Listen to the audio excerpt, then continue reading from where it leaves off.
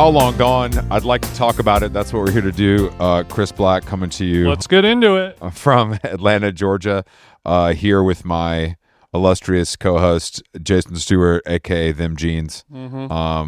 What's really good, bro? You know, just got my coffee lined up, got my Rambler lined up, got my Magna lined up, got my Lucy Breakers lined up, got my Pure Beauty edibles, my poppers coming at you. That's my stack, is what we call it in the biz. That's called now we're calling that a boy lunch, is what we're calling that. That's what that is. A man lunch, if you will. We're having a man lunch. Yeah, there's no bacon, egg, and cheese over here. I'm just different kind of pills and gummies and beverages is sort of what I'm on. Gummy is the most popular form of ingestion these days, so I'm waiting for everything. Like, you think I'll be able to have a bacon, egg, and cheese gummy in the next 2 years? I feel like I will. Who are we talking about? The beef gummy? Oh, with Gelb, the restaurant where the gummy bear comes out that's beef flavored. I mean, that's something that like a liver guy would eat now. That's not even that hard of a sell. Yeah. We're going in the wrong direction. We're going like banh mi gummies, and he's like, no, just beef fat, just powdered bones ground down and flavored with more beef. I love a powdered bone. That's one of my favorites. They're opening for Primus. Right I was gonna say that does sound select dates. That does sound like a helmet side project, but you can't. Ooh, okay. Chris in his bag. Yeah, sorry, I was a couple minutes late. The class, a lot of our listeners and guests can relate to this dilemma. Carolyn she's balls deep in a lot of jobs right now, fashion, styling wise. So a lot of packages coming in and out, and we got that one box that dropped 1 minute before Wheels Up on How Long Gone, and it's the Essence package, and the delivery driver needs something before he can drop it off. Can you guess what it is? I'm going to assume that's duties paid. Is my guess? It was not a signature. It was $287. So did you reach into your TJ piggy bank and take care of that, or did Carolyn have some petty cash in her office? I called my forever wife twice. She, of course, didn't answer first one. Second one means it's business. And she said that she'll just go over to the post office tomorrow and pay for it with the credit card. And so we don't have to dip into the PC. Oh, wow. That's okay. That's nice. That's nice of her. I mean, marriage is about everything being each other's problem, so that tracks. And, I offered, I was like, obviously I don't handle checks myself, but other people do that for me. But, I was like, because if the check is coming from my name and it's for you, it's going to get tricky. So we better not have me pay for it right now. Cross streams. Just to be safe. Just to be safe. Let's not cross streams. I actually have a Done to Death Projects LLC checkbook that I will get out. I'll get out on occasion because I feel like it still comes up, once in a while. Don't let me get this checkbook out. But I'm glad I got up at 4 a.m. after going to Stevie and I went to Diner last night, still the only good restaurant in Brooklyn. And so you went to go to see MJ Lenderman. Yeah. Then you went to Diner. Then you met the future mayor of New York. Well, I went to Diner first, then went to see Jake, and then my bad. The future mayor of New York was backstage because he was introducing Jake. And he's a fucking pro. I haven't spent a lot of time with politicians, as you can imagine. But wow, he really had those motherfuckers fired up. Okay, so I hate to push back on you, Chris, as you know this. I remember Coachella just a couple weeks ago when Bernie did this for Claro.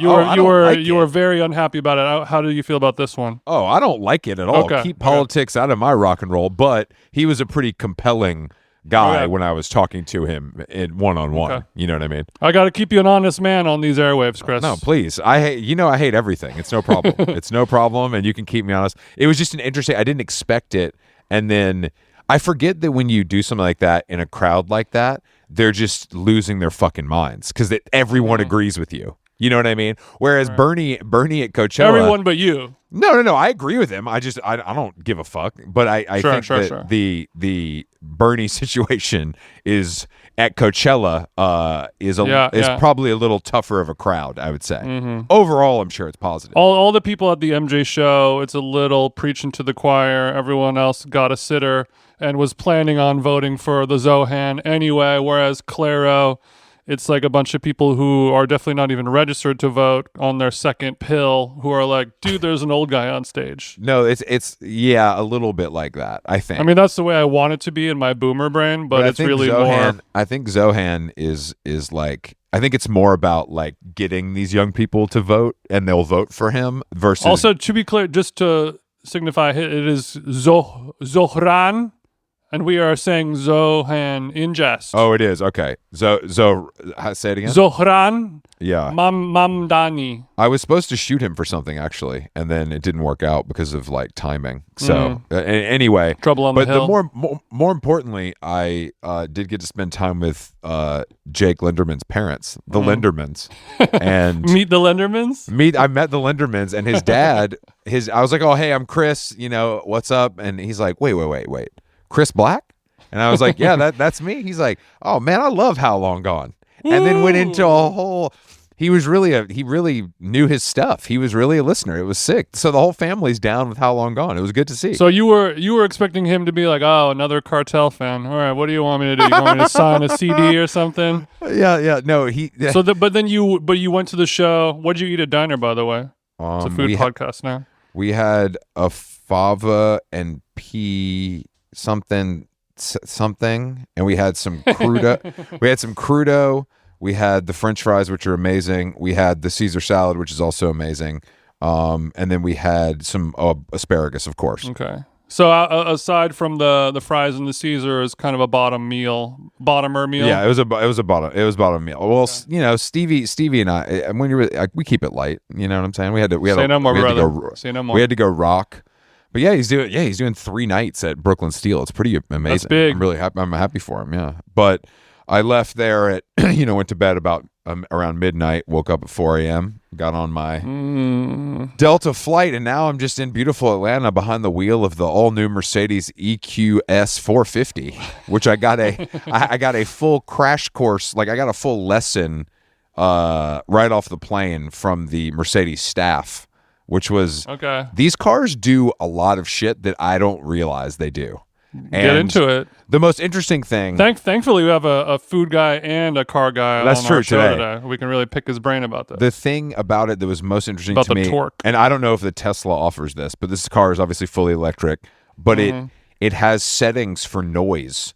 So you can make it sound like the fast-ass car it is inside to you, but it doesn't. I don't think you hear it outside. Right. Which is pretty crazy. Yeah, that's one of Carolyn's gripes when we were driving the EV G-Wagon was that, that G-Wagon rumble being replicated, it just felt wrong for her. But also, in cars in general's defense, it has to sound like something or else it's creepy. That's kind of what the dude was telling me. He was like, yeah, otherwise there's just dead silence. It's kind of weird. Or it's also quite dangerous. Yeah, that's what I was.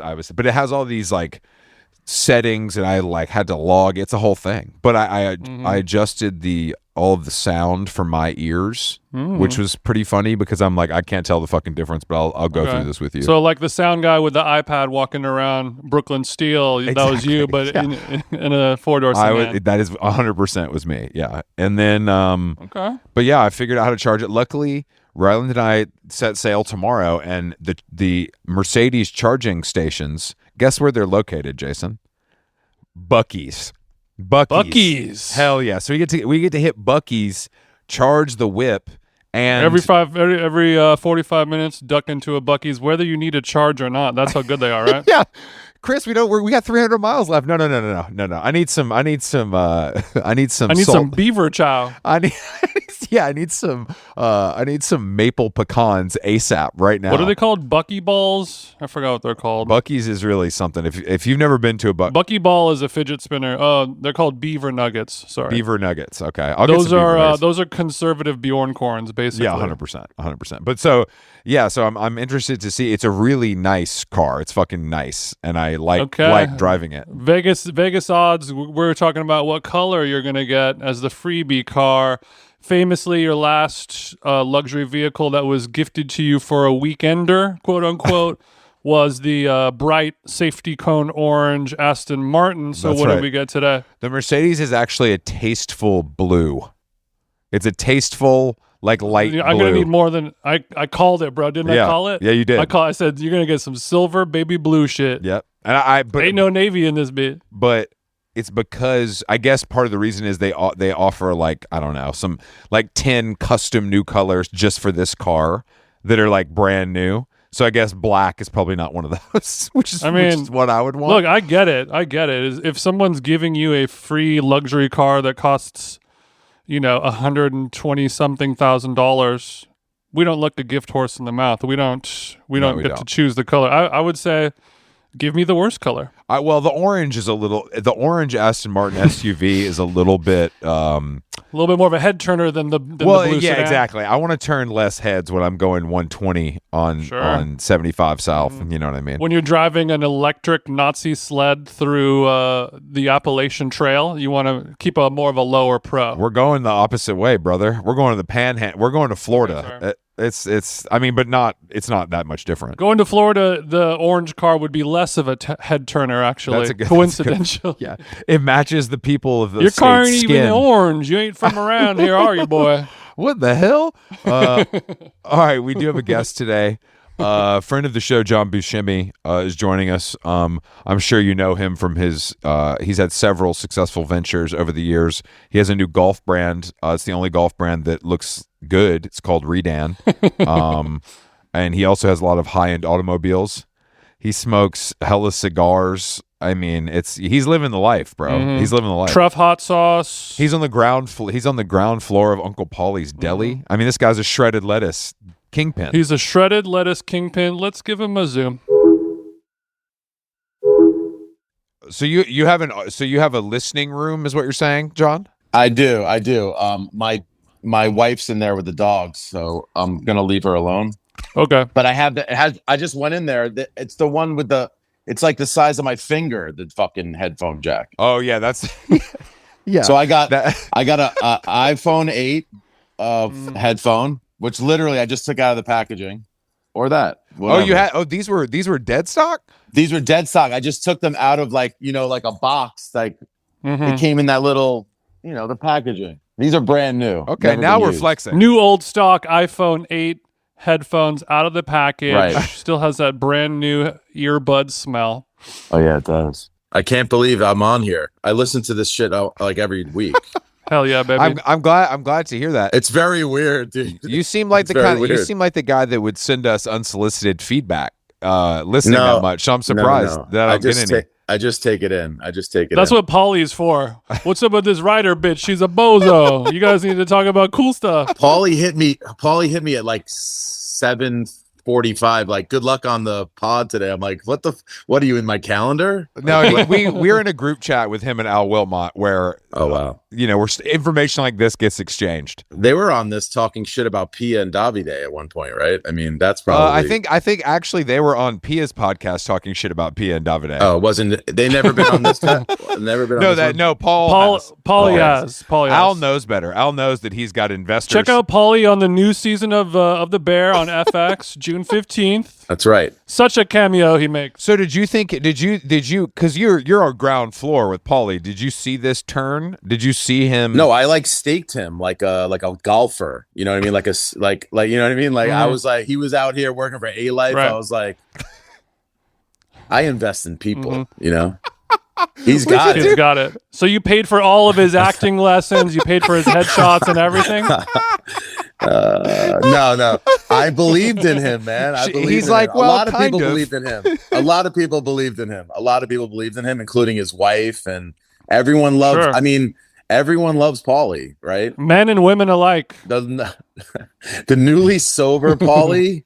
Yeah. Amazing. Well, he was heading getting it done. He was heading for the door. So I'm glad that he figured it out. Oh yeah.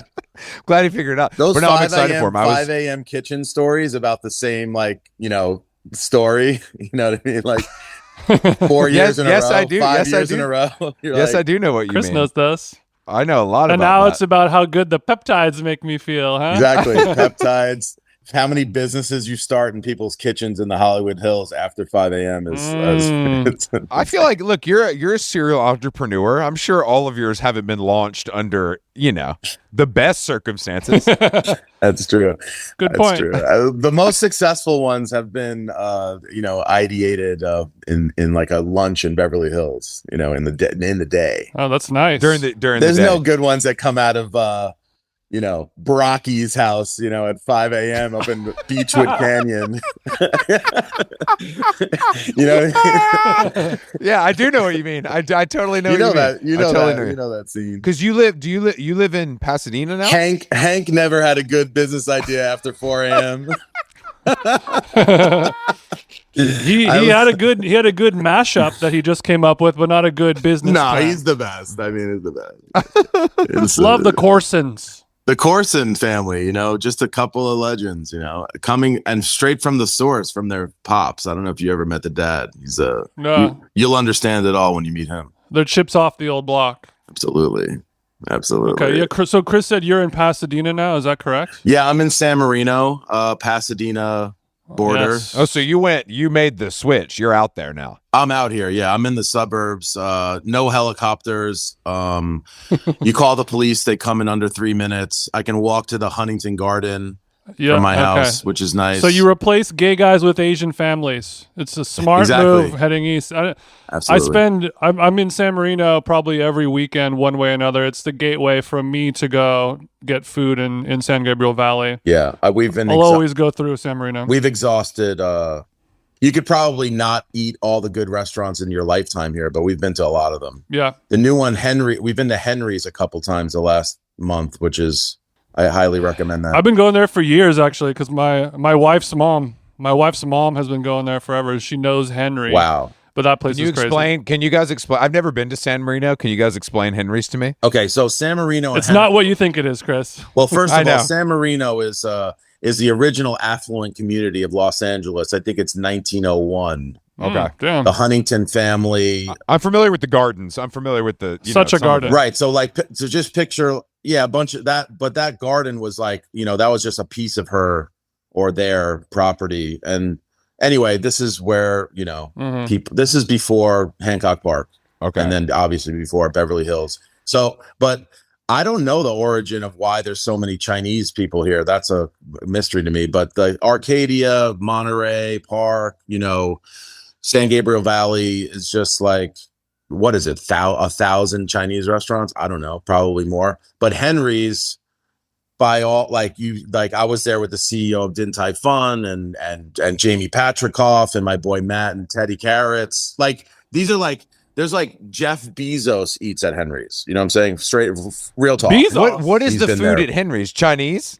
It's the best Chinese food restaurant, arguably, in the entire United States. Okay, is the vibe is the vibe good or bad or is the food just good? The vibe inside is insane. Okay. It's the best vibe. It's like if Martin Scorsese has to film a Chinese restaurant, it's fucking Henry's. Okay, right? got it. It's verbatim. It's perfect verbatim what you want. My favorite thing about Henry's cuisine, I think, is what it's called, but it's sort of booth style. So you get you and Lazy 8 of your family Susan, members, Booth. Lazy Susan, big dishes, and they'll bring out the king crab with the giant wingspan to your table before they serve it up on the noodles or whatever. But the adornments everywhere are these spray painted lobster shells and crab shells all over the restaurant, but it's spray painted like silver and gold. Sure. So it's very kind of like jailhouse janky style, but it's also like a Michelin recognized restaurant. 100%. I haven't. So it's all why over is the no one place. taking me here? What did I do? You're too white. It's Bib Gourmand. I don't think it's a star. They get like Bib Gourmand. It doesn't have a Michelin star, but they're on the Michelin It's a LA hot list. bib every It's year. a hot bib. Can we go, Jason? Can you take me there, or is it too hard? Is it a tough table? No. We can go there. But it's best to go with the group because the portion, one dish will be more. Yeah, than I'll enough go food. with you. I'll go with you and your family-in-law. Okay. I think I fit in nicely there. We'll get some bitter melon soup to celebrate the new year. Two turned-up white boys just having some soup. That sounds great. They love that in the San Gabriel Valley. Have you tried that one there, John? I have. So, and the last time I went, My bad. and I don't want to flex, I've tried it. The last time I went, we went with 12 people, and Henry made a dried chicken skin and chicken like hand roll for us, that like Vietnamese you have to order this thing. If you know Henry, you get text him in advance, and he makes this like very long hand roll, like super long, like it's about 3 feet long, and he cuts it up, and it's like basically like a Chinese rice hand roll with chicken and vegetables on the middle of it, and with the sauce, it's crazy. And then they're also known for that shrimp dish. Mm-hmm. They make this crazy like soy sauce shrimp that's like the place is nuts. This thing's off the menu. It's a wild ride. I definitely recommend it. Yeah. Is it local to LA, or do people come from out of town like, I want to go here? Yeah, you see like intellectual white people eating there. You know what I mean? Oh, that's really nice of you to say that about Jason, because I would describe him differently. No, you see like guys that look like what was that guy's name? Gold from the LA Times, like those type of motherfuckers, like badly dressed white men with bad haircuts and bad shoes. That's when you know it's good, though. Then it's good. Those guys are real. Like they might be going. Thank you for not putting some respect on Jonathan Gold's name. Pulitzer Prize winning, famously dead restaurant critic. Carry on, John. But also, but he had a bad. I mean, he looked like shit. Terrible. No one style, would say dude. no food critic. Like terrible. No food critic shouldn't. If a food critic doesn't look like shit, he was frumpalicious. We'll call it. But Oliver Platt in Chef had some style, so that it just threw you off. Mm-hmm. It throws the critic off. That's true. But what the fuck was I about to say? So you're there with a big group. Yeah, I'm there with a big group. There's 12 of you. 12, yeah, that's all I was saying. But I was going to say something else about. Along with that, it's like literally non-English speaking Chinese families everywhere, which you want, right? That's what you want. That's what that is what you want. Well, you want that. You want that. Who is the CEO of Din Tai Fung? I had wine that night. He's a young man. He's probably in his late 30s or early 40s. Jamie introduced him. You can look it up online. I'm spacing on his name, but really cool guy. We'll pull up his LinkedIn. Yeah. We talked about doing, I think Din Tai Fung needs clothing and merch. They need like a Matsuhisa Sushi Club collection by Chris Stamp. Mm-hmm. Yeah. That's just what they need. They need that when you walk in. They need a little. Yeah. They need that kiosk. Because the business is going so poorly, they should figure out a way to make some cash. All joking aside, the kiosk would bang. It would bang, right? Like if it was good. If they had like more really than just the stuffed dumpling logo, like a plushie. And if they could maybe sell some puzzles or games that people could kind of kill the 4-hour wait with, that would be nice. Maybe something for the kids. Yeah, exactly. Like that, the Cracker Barrel triangle puzzle game. One of the great, like Chinese style. One of the greatest games best of all time. I was thinking Mahjong that shit. I was thinking about Cracker Barrel the other day because I'm in Atlanta and I haven't been in so long, and I wonder how it would taste. I can't remember. It's got to taste disgusting. It's got to be so nasty. It's mostly for vibes. Because it's like a Disneyland type thing. Or a hangover, like long drive, a hungover human that needs to drive 400 miles. Maybe you want to eat that. That might be your only option in that situation. You're craving some Confederate vibes, Exactly. Did the podcast start yet? Yeah. Oh yeah. We started a long time ago. The podcast started. Actually, it's interesting that you bring up Din Tai Fung, and I'm glad that we have a food person on, because when we had David, the producer of Chef's Table and Jiro Dreams Gelb? of Sushi on. Yeah. Gelb. I listened to the whole thing. Trust me, I The did. homie Gelb, you may have listened to it, but I had some. I listened to front to back with Gelb. Boom. What parents this guy's has. What parents this guy got blessed Right? with. Such a pedigree with this guy, huh? Sorry to cut you off, but my mom was a teacher and my dad worked for social services in Nassau County. Like it's like that. You described his parents. Wow, like, you grew up with a dad? That must have been nice, John. Anyway, go ahead. Go. But I was thinking about Din Tai Fung when, over the last, it seems like 2 or 3 years, every month there's an article in Grub Street or Eater or whatever about how like Hillstone is like a thing now, and it's been a thing for so long. But A thing now? I'm wondering. Wow.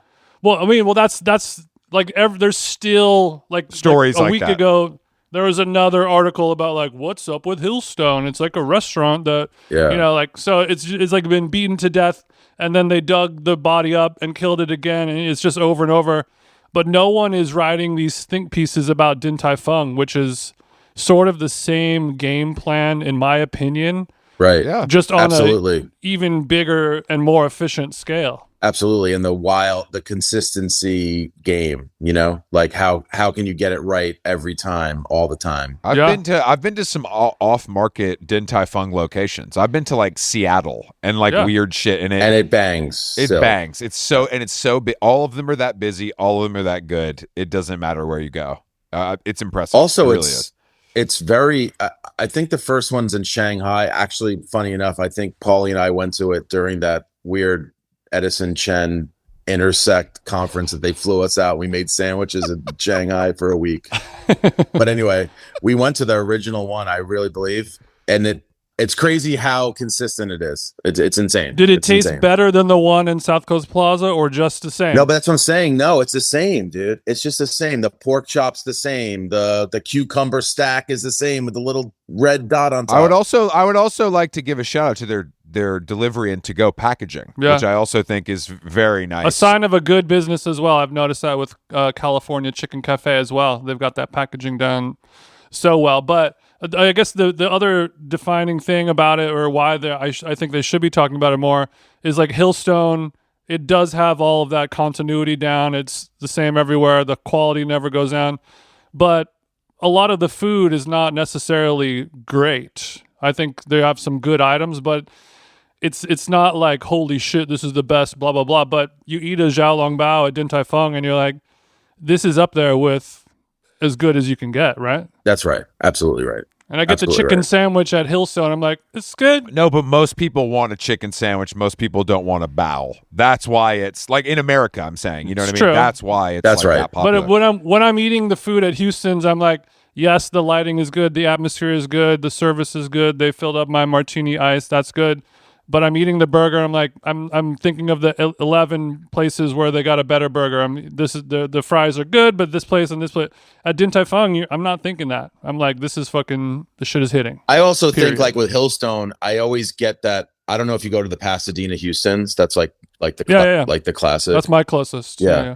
That feeling of the lighting, the koi fish, they have a framed blanket from like the first Pendleton release, like all those little moments are like make me all warm and fuzzy inside. And then the burger's not that great, right? I mean, the ribs are not Moo's Craft Barbecue, but it's just Moo's Craft Barbecue doesn't have that lighting. No, it's the lighting. I would like to throw in a third challenger into the ring.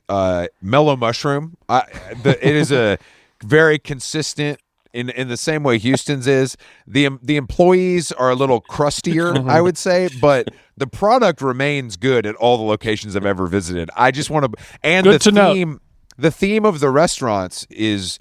I believe they allow the each location can choose their own adventure in terms of decor from a selection of decor they all like. I think it's like a catalog that the franchisee. I believe so, because it's like different, but it's all the same. Like you know Ninja Turtles, you can get the purple one or the blue, and have fun with it. Okay, that's nice. Well, Hillstone is kind of similar too, right? Yeah. Like I'm in Palm Beach, half the year now, and the Palm Beach Grill, We'll get to that. East Hampton Grill. Yeah, we'll get to that. But anyway, they're all the same but different.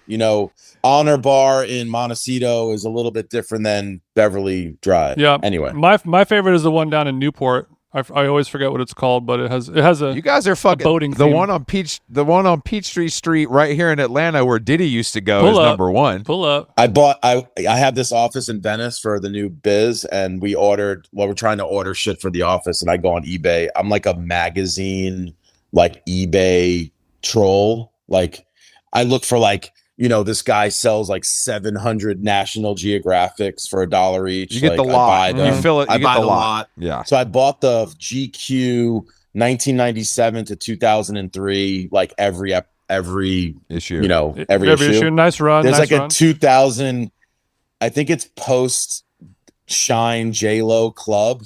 Diddy got the cover of GQ. You should look this up. I'll take a picture of it. It says like, he's really the bad boy. You know what I mean? It's like 2001 and a half, like pre 9/11, dude. He's getting the cover of GQ. Like, this guy's a bad guy. That's where he should be. That's where he should have been at the time. I mean, it's just crazy. 24 years ago. I can only imagine how shiny he looked. He was famous for since I can remember. I'm 42, and he's famous for as long as I can remember. Oh, I have a great story. Christmas Eve, there's a place on 14th Street called right next to Nell's. It was called oh my god, Nell's, the famous New York nightclub. Yeah, there was those small tiny. I think it might be called Up and Down. Up and Down was there. You already know I've DJ'd there multiple times. No, but Up and Down, and I'm talking 1999 Christmas Eve. Okay, we were there. It wasn't called Up and Down. Someone's gonna call in and somebody will let us know. We have some old heads. He was in there, man, with some like downtown like transsexual humans and like models, like famous models. They're like 4 a.m. We're all in there, and like it's crazy how long he got away with this shit, man. It was unbelievable. Okay, I did some googling. Set in the space that formerly housed Nell's and the Derby. I think it was the Derby. The Butter Group transformed the venue into Up and Down. The OGs. Shout out to the Butter Group. Shout out to the Butter Group. Adam Goldman? Is that Richie Akiva's group originally? I think it's Richie Akiva. I think he just got arrested though. Shout out to Richie Akiva though. He got arrested for what?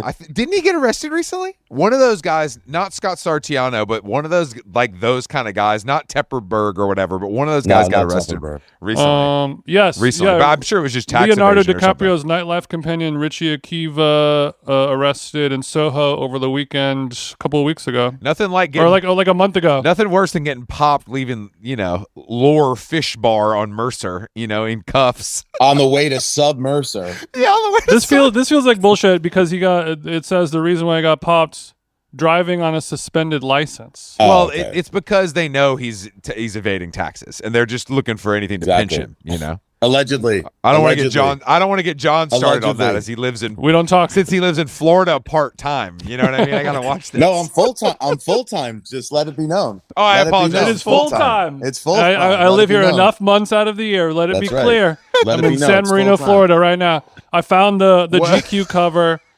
It's literally a picture of Puffy in the bathtub. And the headline says, "Oh, with all the jewelry." No, it's just him, wife beater. Okay, yes. Okay. What is it? 99. August 99. That's right. August 99, and the headline says, "Puffy in hot water," and then parentheses, I'm in quotes, "I make mistakes." See, that's what I mean, dude. It's as damning as it gets. Wait, it's not even 2001. It's 99. 26 years, dog. August 99. You can grab one mint condition right now for $50. The price has gone up. Guys, I'm telling you, and I don't like to keep harping on this. I really think he's going to get off. I think he's going to get a very small amount of jail time. I just really have a bad feeling about it. I think it's like taking so long. I just feel like something is going to happen. You agree, John? I do agree. I think he's going to get all the way off. Completely off. I think he gets all the way. I mean, he's gonna off get time served. He's been in jail. I mean, yeah, a couple years. Remember, guys. Well, look at the biggest trial. We've been seeing the biggest trials in our lives. OJ got off. Good point. You know what I'm saying? And that's murder, which is. And he got money. And Puffy has money. OJ didn't even have any fucking money. Do you think how much money do you think Puffy is? What do you think Puffy's monthly overhead is right now with lawyer fees? Not a lot less though. A lot less than it would be when he's got to buy. You know, when he's got to pay. I mean, his payroll is a lot less than it used to be. I you know, I got to recuse myself for. You know, I mean, John doesn't want to tell us he was a ground floor investor in Sean John. He's keeping it low. I can't wait for this episode to go up, and you're just gonna be like, and that's when I think, and it's just like, and then you come back real quick. Kanye dropped that Sean John shirt on yay.com. Yeah. I have inside information to a ballpark figure. Guess how many people bought that shirt when it came out? Just guess. I have a close ballpark figure. 40,000. Oh no, half a million. Higher. It's less than 500,000. It's 200,000. 200,000 people bought the Sean John Bought shirt. a bootleg Sean John shirt. How much was the shirt? What do you think retail was? 20. It's $20. Okay, and everything's 20. Everything's 20 on that site. Print to order though. Yeah, print to order. All right, so what's he taking home? Guess how many shipped? How many? I don't know why the FBI hasn't arrested this man for. First of all, my son and all his friends, you know, pre-swastika chain, was buying all that shit. Right. And he doesn't ship anything. Isn't that like fraud? He takes the $20. I thought he ships it, but it takes like a year. No, but he didn't. He shipped the weird Gosha. A lot of stuff doesn't go through. I can go in my son's room. You can see like all the like Marnie like fur slides and Gosha sweatpants and everything and vintage Fetmont. Like my son's like that kid. I thought your son was like a professional golfer. No, he can play golf, but he switched his style up. He's wearing Drain Gang. He was wearing Bape at 14, Chrome Hearts at 11. Is he in college or is he next year? Okay, so he's a high school senior. Yeah, but it's funny. These high school kids, dude, pre-swastika chain, they were still in the camp, dude. They didn't give a fuck. Sure. Oh yeah, young people don't care. Real talk. Some of them still in the camp. Oh, many. They don't care, dude. They don't care. These kids could give a fuck. They're like, what? Holocaust? And we're talking about kids that are Jewish. Yeah, Jewish kids are at my house that are still in that camp like recently. Do they? But I'm asking, do they like the music, or is it just the swag? Music. It's all the music, guys. It's the music. Really? It's the music, and then I think enough time has passed since the Holocaust to where they're just like, I don't even know what that is. It's that, but it's so funny. Now I was just with my son in the car. Post cousin blowjob, they're out. Now they're all the way out. That's the line that's been drawn. That's the line. Like concentration camps I could deal with, but no foo-foo shit, please. They didn't want that incest blowjob. They didn't want that. I mean, I guess we all have a cousin. He poured his heart out on the beat. I respect him for it personally. No. I absolutely no. I'm just saying. I'm just letting you know. I'm Switzerland. I don't care. Yes, yay or nay. But I'm saying the kids. They're kind of like nah. I don't. Right. But is your son like a Playboy Cardi type? Exactly right. 100%. And also the bully. Listen, I don't know. Off the record. Yes. That first bully track. Yeah.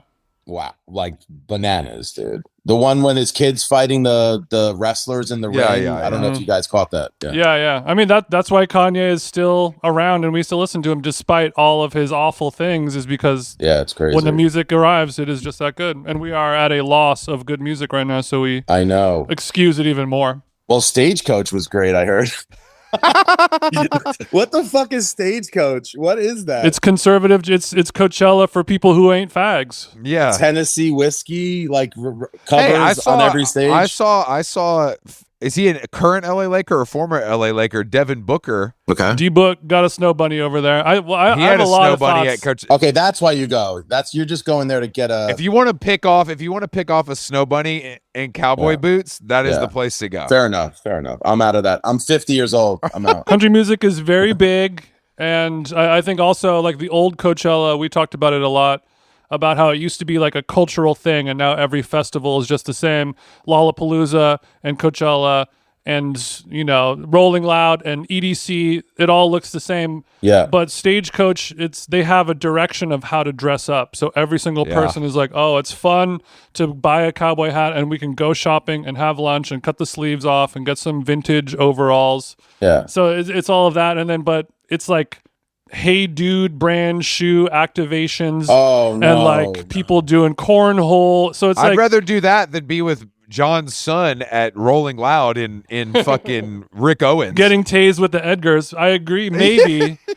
But it's just like, to me it looks like a bunch of like college kids who are 40 years old who have never given up on like, wouldn't it be fun if we played dress up and listened to Luke Zach? But you're forgetting that these guys are also like rich construction company owners. Yeah. With $200,000 trucks. It's coming like, up from Newport. Right, exactly. That's right. It's all very it's the Rancho Mirage crowd. Flying in from Arizona, Scottsdale, Arizona. Scottsdale. Coming in from Scottsdale. Private. You've spent a lot of time in Scottsdale, right? I have one of my partners lives in Paradise Valley in Scottsdale. A friend of mine owns a hotel called the Sanctuary. Shout out to the Sanctuary Hotel. PV. Sam and Matt Blank from New York City.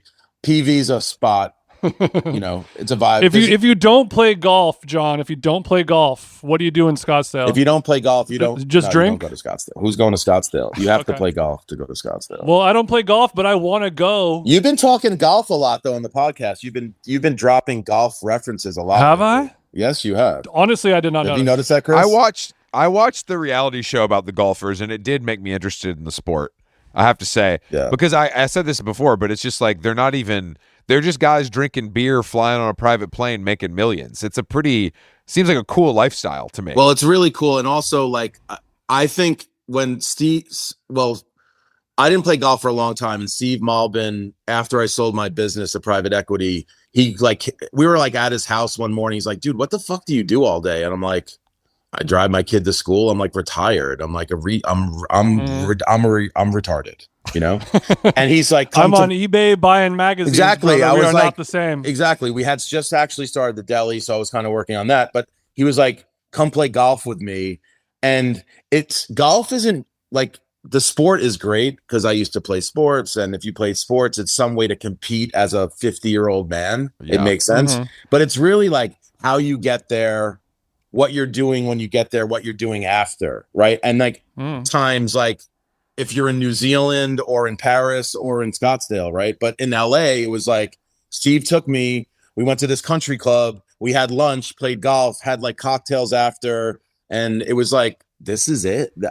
I used to play golf in San Diego when I worked for DC Shoes. We went to like the municipal golf course. So it's really like the lifestyle part of it and that sounds so corny. Make the lifestyle, corny, part of it look, but it's not. No, it doesn't. No, you make it look good. I mean, you're talking about them playing at the municipal San Diego spot versus now, and back then you're carrying around like the 18-pack of Coors Lights or a bubbler, right? And you're hitting the par 3 and blah, blah, blah. And like, that's fun when you're in your 20s or 30s, whatever. That's right. But now you're at a certain level where, we need the valet, we need the this, we need the country club, we need the locker, we have a cigar, blah, blah, blah. And then when you do that, exactly, golf becomes what you do around. It's something to do stuff around. Exactly right. And get away from the old ball and chain. What's your handicap? Though? Because I know you can drink and smoke, but what's your handicap? I'm a 9 handicap. Let's just call it between 8 and 9 handicap. So I'm decent. I can get that's good. I can get it around. I'm not great. He's an 8 tree. Yeah, I'm like an 8. What's your go-to club? Like, what do you feel most confident shot wise? My most When you get buried, what club are they putting in the casket with you? Are you nasty on the greens? Do you see how those things funny move, that you said that, man. If anyone knows me, and I've played 500 rounds of golf in the past 8 years, I counted it. It's very crazy, but okay. I'm deadly with the putter. That's my thing. Oh, he's sick. All right, so your drive is a little weak, but when you get on the green, yeah, my drive's like 240. I get it out there. It's not terrible, but it's not. It's cute. Once I get on the green, I got some skills. To excel in your short game, that means you've got a real talent, because that's usually where most people crumble. That's right. I could chip and putt. Let me ask you another question. As a obviously novice, if I wanted to go play golf, I'm left-handed, so no one has clubs for me to use, so I'd have to buy some. How much for someone like me? You know me, you know what I require. What's the entry point price that I could spend to get the Four full bands. I'd say thing. 4. I don't need like a Louis bag. I just mean like the clubs, the full set with a couple drivers, a couple woods, whatever. Well, we could talk offline. We'll get you a whole thing for free. Like, not kidding. Perfect. Like, you just have to say one word on air and drop. Yeah, no problem. Ping. Footjoy. Titleist. Yeah, exactly. But yeah, that's another thing. Like, I'm not trying to be this like snob 1%er. Like, I'm the valet and country clubs. I'll play in Palm Beach. There's the park, which is an amazing municipal golf course, which has kind of actually changed how municipal golf courses will look over the next 10 years. They're blueprinting like $100 day of golf with like crazy culinary, like think like that's cool. Roy Choi level food, right? Like it's not Rubicon, but it's like, you know what I'm saying? It's like a little better than it needs to be, but yeah, like John and Vinny's meets like a country club, but it's for the public. Well, that's cool. That's smart. So that's cool. That's a good business. And then clubs. The great thing about golf is it's so fucking hard. You can get lefty clubs on 3 or 4 reseller websites like right now for like 75% off, and literally someone probably used them once. So hold on, John. Hold on. This is good intel, but what is the grailed of golf? I didn't know this was a thing. There's a couple places like Bob's, which is kind of a big box retailer. They do resell. Roger Dunn, which is a well-known West Coast guy, and then there's like the Play It Again Sports and those things and the eBays of the world. But that's why I never recommend anyone buying these brand new clubs. I'm always like, go to Roger Dunn. Go to the guy will pick out a fucking set for you that's been used once and just use that and get into it. But let me ask you a question. I believe your democratic pitch for the sport. Are your clubs custom made? Yes or no? Yes, absolutely. Okay, that's what I thought. That's what I. From the driver all the way to the putter, everything's custom made to my exact specification, color wise. Yeah, everything. My bag's like a brand new Honda Accord. Okay.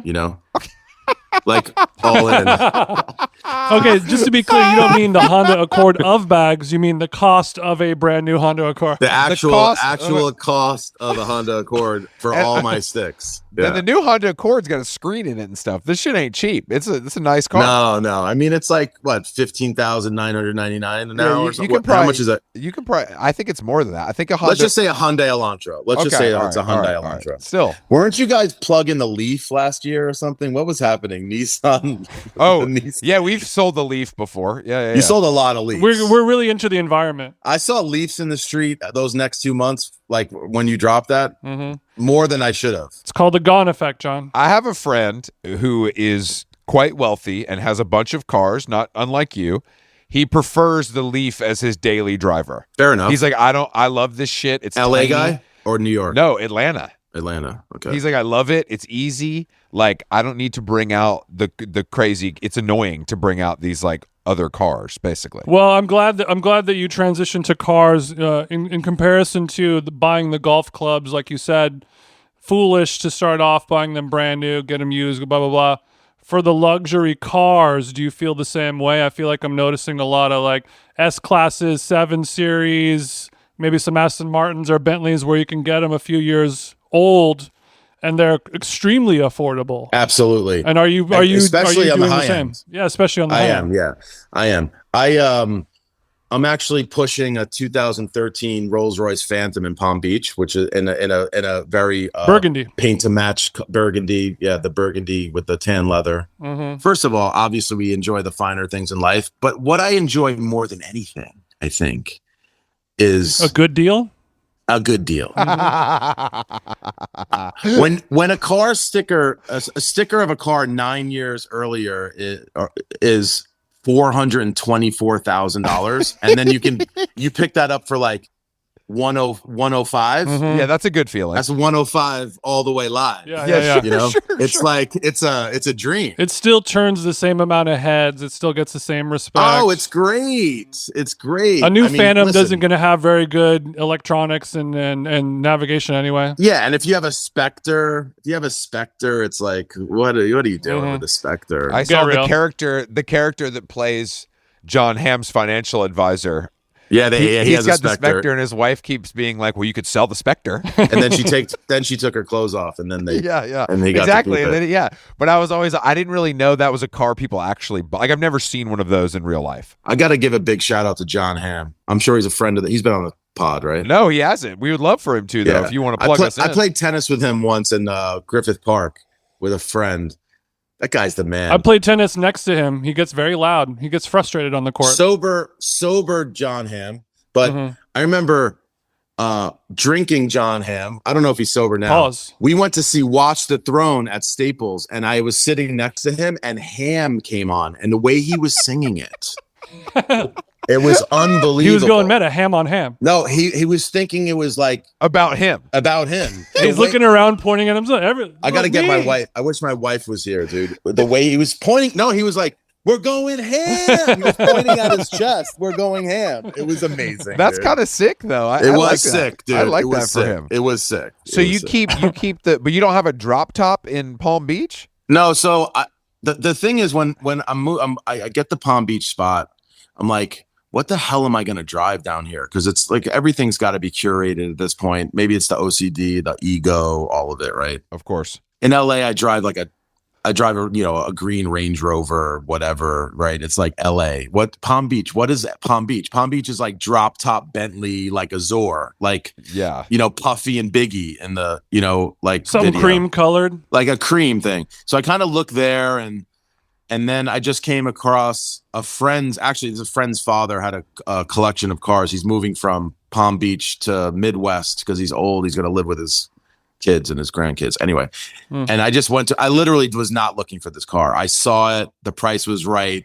It's like Florida Seminole Burgundy Merlot with like buttercream. I was like, I'm buying this car. You said the Rolls looks like the Seminoles. It's a FSU. Seminole. It's a fucking Bobby Bowden should be getting driven in this car. You know what I'm saying? Okay. But now with something like this, how do you get the CarPlay going? Like, how are you? Yeah, so that's cool. I already had it. They did the. Okay, nice. The thing is, they put this. It's very. I wish I should show you a picture of it. It looks like a Radio Shack job was done in the glove box. There's some like Bluetooth thing that blinks that just catches your phone, and like you could take a phone call and play, your music. That's it. We got a transmitter. Yeah, a transmitter. And then I listened to John Mayer radio, like on repeat on Sirius satellite radio. My man, that's my favorite station, by the way. Shout out to John Mayer. Mayer radio is deeply underrated, and he puts a lot of love into it. No, he played like a Camé by like fucking by Ghostface one night. Like, I don't know if you know the song Camé. I think it's a Wu-Tang song. And then he played like, Belinda Carlisle, and then he played like a Grateful Dead song. I just love it. I love that guy. So you're cruising down I-95 over the bridge. That's right. And then a little Grateful Dead or some Wu-Tang comes on. I love this city. I love it here. Okay. No, I don't. Well, I guess speaking of Florida, Palm Beach specifically, conservative bros. I was doing my research. I listened to your appearance on Throwing Fits podcast 2021 mid-COVID, and they were asking you to predict something that might be an untapped market or something that you feel like is going to be emerging soon in the future, and you were bullish on just conservative or Republican people in general. Absolutely. And I now that we're 4 or 5 years later, I would say your prediction has oracleized greatly so. And you weren't saying like hell yeah MAGA in this bitch, but you're just saying there is a massive untapped market of conservative people out there who also are going to want to wear off-white clothing and go to concerts and restaurants and buy watches and all that shit, and nobody is still no one has. I think kind of still. It's I mean, it may be a little bit, but I always first of all, I'm a registered Republican since like 1988 when I could vote. Billionaire Boys Club, Not Pharrell, the original movie, and like Reagan and all this shit when we were kids in Long Island was sexier than, whoever lost by a landslide that year to Reagan, right? Or whatever. And that was anyway, but I also voted for Barack Obama, right? I'm not, Sure. And then I'm this weird, like silent majority guy in LA that's in the middle of things. And it just, and also so many of I'll call it MAGA. Yeah, I'm not MAGA, but so many of my MAGA like golf buddies over the past 7 or 8 years, these are like great people, great families, great values. They're not like QAnon shaman MAGA, like, style, right? And just like in LA, there's like my friends that are like pussy hats and fucking marches and critical race theory shit. It's like I'm not down with that either, Anyway, but I just saw that. I always thought like they would be sick to like do a burger chain called Reagan's, and it's like Nancy's fries, and the John McCain shake. We ain't talking about Nancy Silverton in this bitch either. No, we ain't talking about Nancy Silverton. You know what I mean? Talking about the throat goat. Honestly, that's a vibe. That's a good idea for making money. It's a great idea. Yeah, like if you did a JFK Jr. sexier, JFK Jr. is sexier, but you died in a plane crash, idiot. Like, yeah, it's true. Well, on that podcast, you were talking about pitching Reagan's to like a VC or an investment group of some sort, and they said, we think that might be a little too divisive of a theme for a company that we want to sell as many burgers to as many people. So, yeah, that's right. Have you considered independently funding this yourself, or now that we're in a more of a conservative Republican America, are people sniffing around that pitch deck wanting to throw down some I think there's MAGA bucks? I think there's a huge opportunity now for, and I don't know what people are wearing anymore. I don't even know what people are buying from. I buy vintage and I buy a few brands that are conservative, preppy, kind of golfy brands. I don't even know I know the kids are buying fashion, but what's the 28-year-old to 42-year-old professional guy buying? Is he buying like Aloe, Viore, and James Hurst and Viore? Yeah, I think there's a massive gap in a made in America, workwear kind of athletic, everyday kind of all around brand for guys that's like made in America, like a Carhartt like whip, but like not just like so you look like you're driving, a TRUFF. So something that the Gap was when we were kids. Yeah, like the Gap, but with a little bit of like better more thought out, an American APC, if you will. Mm-hmm. Yeah. But targeted towards Americans and like having a bit of patriotism. So weird to be like patriotic now. It's like, well, I don't think it has to be I think made in the USA isn't really patriotic. It just feels like something that says quality, right, to people. You know what I mean? I think people, when we were younger, being patriotic was not considered a bad thing, right? And now lines have been a little bit blurred, so people don't really want to touch it or go there. But right. I feel like there's a way to reintroduce some healthy patriotism into the world, right? Absolutely. We got to focus on some of the good things that we have going on. I mean, it's difficult too, but we have to. I feel like we have to. Neil Brennan says every country has 5 things. Like that country has this, and this. That is awesome, but women can't vote and they kill gay people there. So choose your.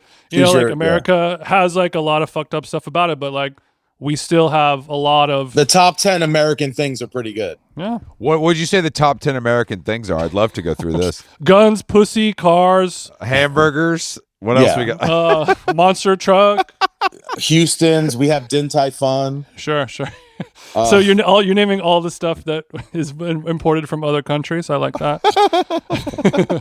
Actually, speaking of food, is Houston's Canadian? No, it might be. There's a lot of there's a big Asian and Indian population in Houston, actually, but it is unrelated. That's right. Speaking of food, Chris and I, we're going to be doing this food festival, Infatuation Eats Con soon, and we are discussing sort of like the game plan of how do you navigate a festival that has like 50 different food stalls, and you have to sort of pick your battles. I feel like you've attended one or two food festivals in your day. Yeah. Do you have a strategy on how to consume the food there in a strategic way? It's so hard, man. This is one of the hardest questions I've ever been asked, because you have a game plan. I think, we used to do Family Fest, I think it's called. Family Style fast. Family style. Yeah. Which 100 shirt did you wear?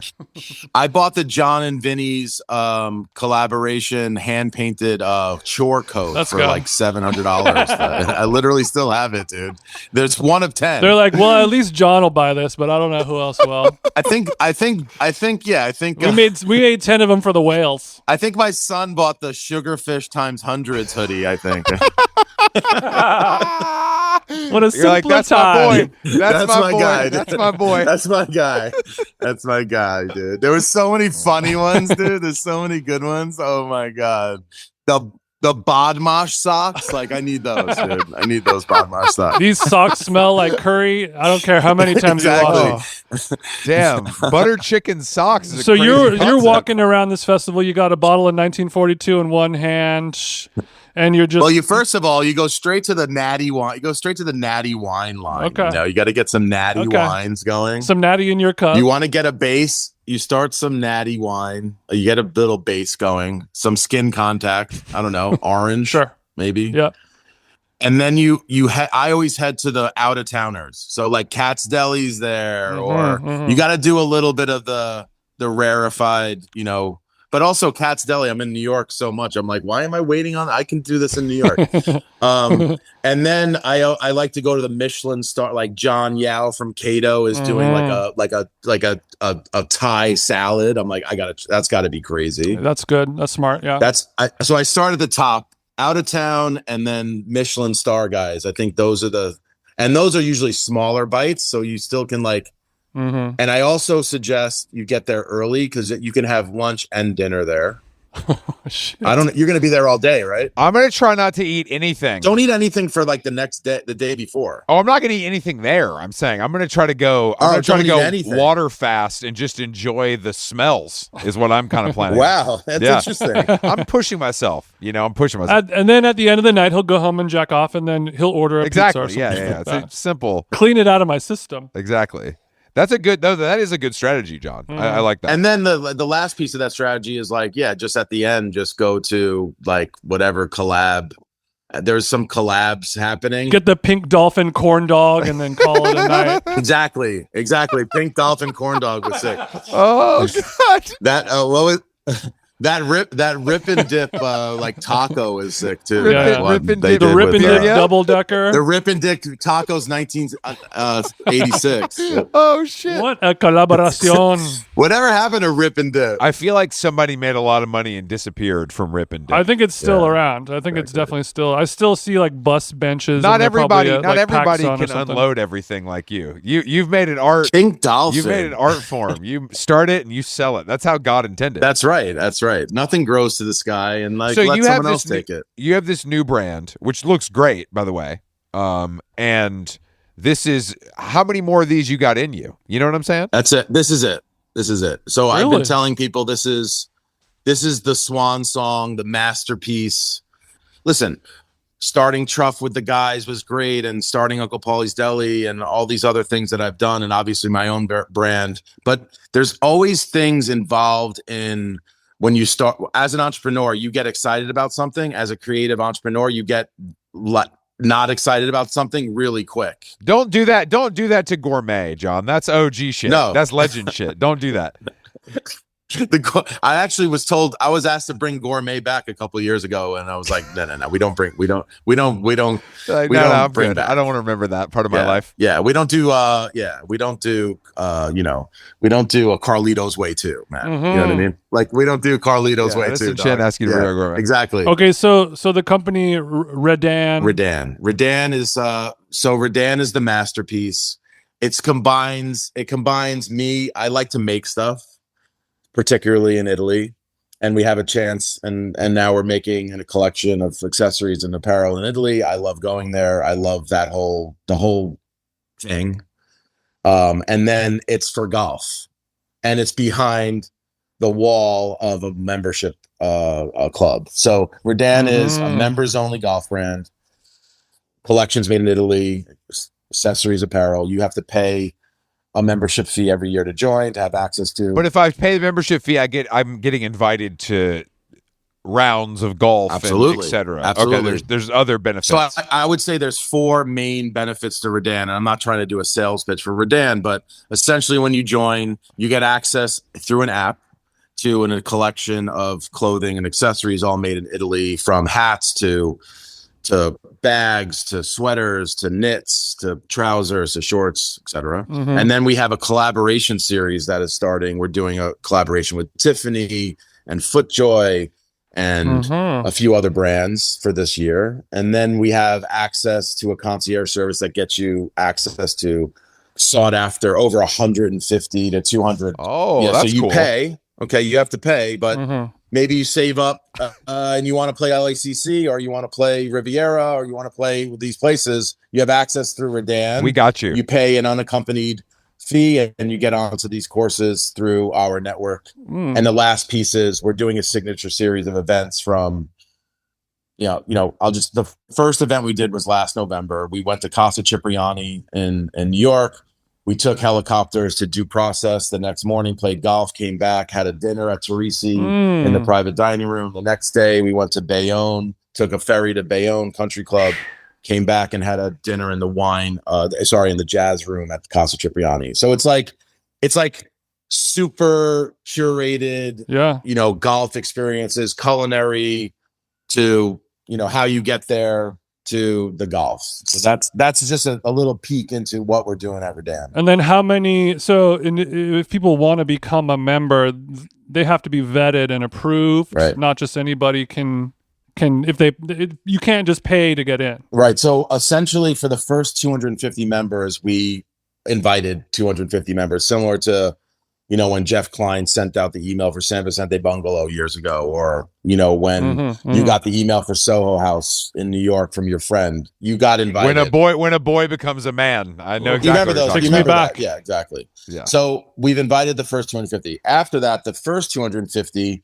will have three referrals. So that'll come from like kind of a first degree of separation away. But also we are taking Redan.club is the website, to plug the website.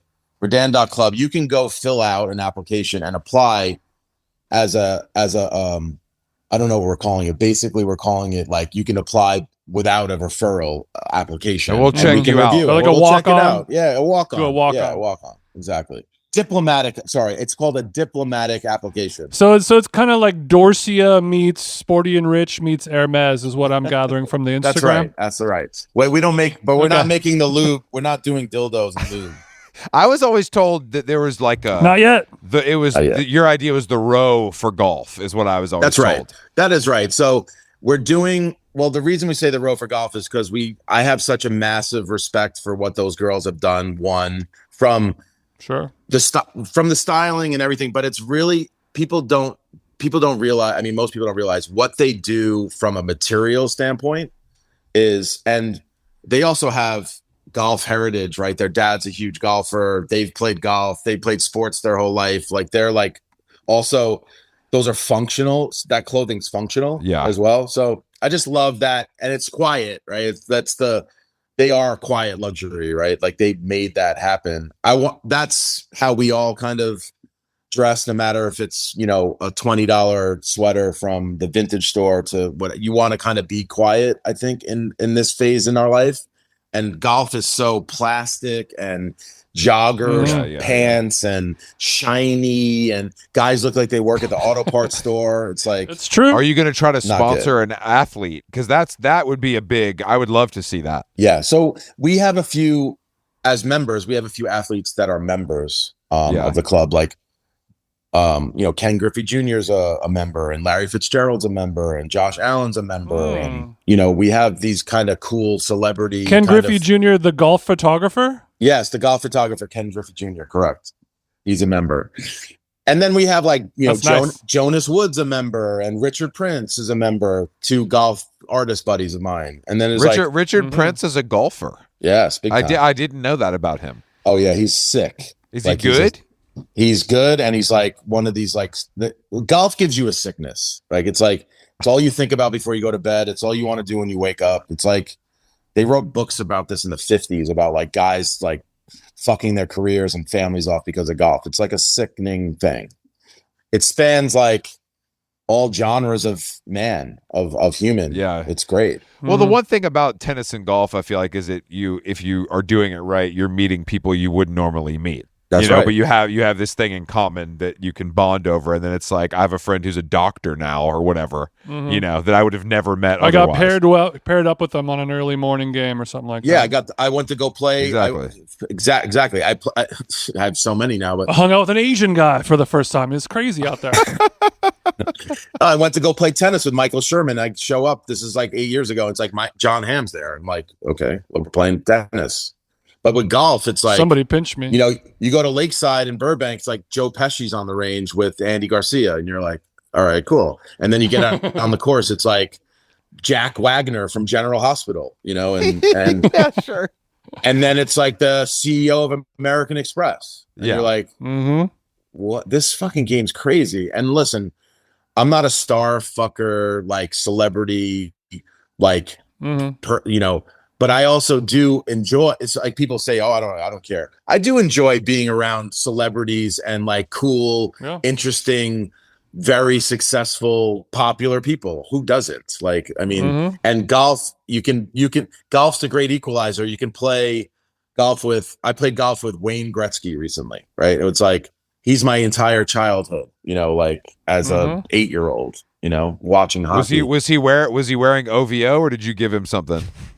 No, he was wearing all black, actually, all different. I don't know. He looked actually pretty good. His wife, Janet, it's a complete legend. I love her. We played with her as well. Wayne Gretzky looks good. Like he looks great. Man. He looks great. He looks great. His wife looks great. But you don't have those situations in any other. He's a great thing. alcoholic too. That absolutely loves alcohol. He loves alcohol. That's true. Wait, doesn't he have hot? Doesn't he have a hot daughter that married a golfer? I'm not gonna say. Yeah, his daughter Paulina married Dustin Johnson, who's like one of the biggest golfers of all time. Oh yeah, he was on the show. He was on the show a little bit. Yeah, they were on the show. Paulina's she's a legendary person. They're from Thousand Oaks. She grew up out in California. I mean, it's not unusual for a hockey player to be a drunk. They kind of go hand in hand. Yeah, exactly. A lot of howlonggone.com is the website. John. Thank you, guys. Thank you so much for taking the time. John. We need to do a dinner at Henry's. Can we do that? Can we set that up? Later. We'll get a table for 12. We'll curate the guest list. Next time I'm in town, let's do it. I would love to do that. When are you in town next? Can you send your calendar? Maybe we wait for Chris. Maybe we don't. Can you send your calendar? Yeah, I'll send my calendar. I'll send you the link to my calendar, and you can just fill it in yourself. No. Send me your Calendly. That is my least favorite. I'm so glad that's kind of died a slow death. I don't see that. Just grab some time. Grab some time in August would be awesome. Thank you. Just grab some time. Yeah. All right. Thank you, John. Thank you, John. We'll see you soon, bro. Appreciate it. Bye, guys. Thank you. You know how we do. Yo, what's the deal, Goldilocks? Ain't nothing, I'm just hibernating. Love that watch, pour me some scotch and cold Gavassia. No doubt, have a cheer, boo, let's get the volleying. Who you with? Me and Molly and some trickle Yugoslavian. What fabric is that? It's only wool and rayon lipstick crayon.